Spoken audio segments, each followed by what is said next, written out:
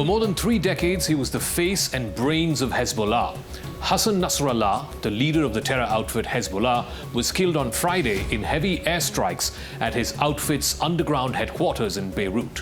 For over 3 decades, he served as a charismatic, unifying figure for the terror group. His personality and his fiery speeches convinced his followers of the righteousness of their cause, their anti-Israel struggle, and he was constantly reassuring them that victory within reach.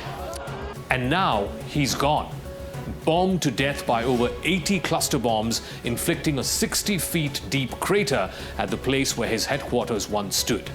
It is so deep a blow to Hezbollah, it raises crucial questions about how and whether the terror group can remain relevant at all beyond the death of Nasrallah.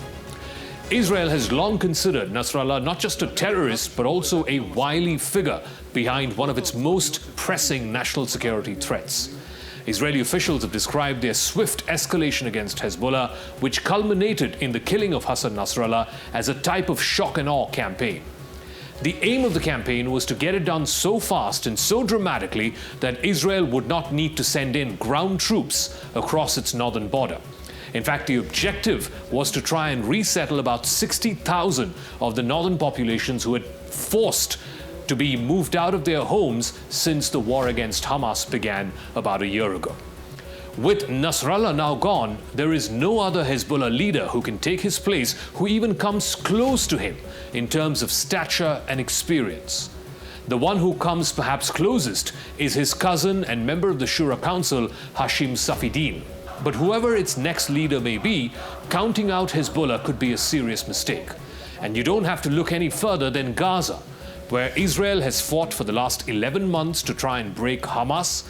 Hamas, of course, is much less of a sophisticated adversary, without achieving a decisive victory so far, and a tremendously high cost when it comes to human lives. Hamas's extensive web of tunnels has bedeviled Israeli forces. Hezbollah has got its own networks. In fact, Hamas learned what it knows about tunnels from Hezbollah. One Israeli official, in fact, called Hezbollah Hamas's big brother.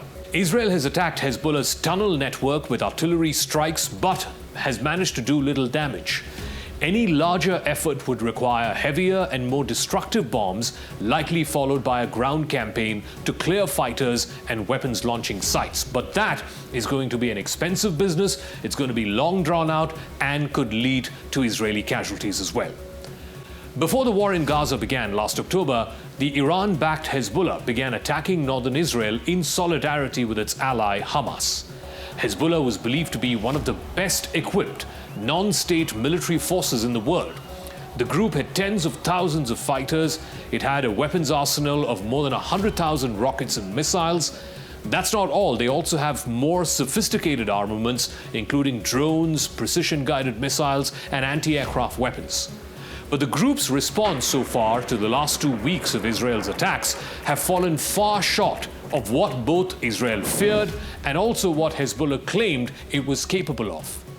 Hezbollah commandos have not rampaged through Israeli cities and communities. Their guided missiles have not damaged sensitive infrastructure. In addition to regular rocket barrages, the group has fired larger ballistic missiles that can reach deep within Israeli territory, but so far they've caused little damage. Many of these ballistic missiles have been curtailed or intercepted and brought down by Israel's own air defense systems. Hezbollah does not disclose its military capacities. It has not announced how many of its fighters have been killed in the last couple of weeks. The health ministry in Lebanon says over 1,000 Lebanese have died, but they don't distinguish between civilians and Hezbollah fighters. Hassan Nasrallah took charge of Hezbollah when it was an underground guerrilla force fighting the Israeli occupation of southern Lebanon. That occupation ended in the year 2000. The United States designated Hezbollah a terrorist organization in 1997.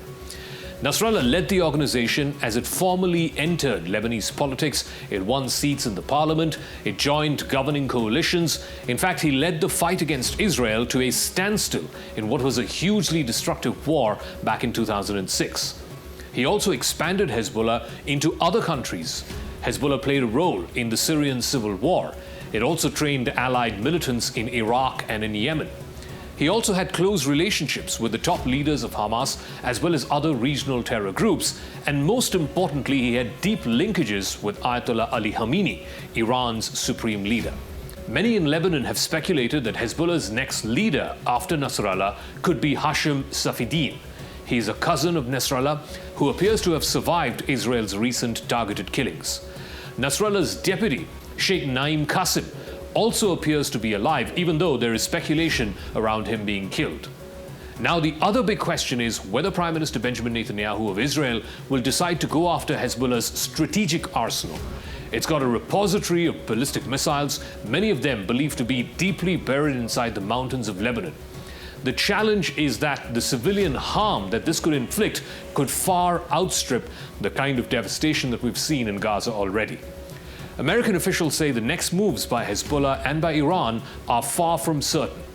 But the strike against Nasrallah is likely to prod the militant group to take more aggressive action than the limited strikes it has conducted so far into Israeli territory. Hezbollah has been preparing for its next major war with Israel since the last one ended in 2006. It is believed to be able to fire hundreds of rockets simultaneously at Israeli cities like Tel Aviv and Haifa, overwhelming Israel's air defense systems. But right now, Hezbollah's ability and its leadership to try and do exactly that looks like either a pipe dream or more like an exaggerated threat.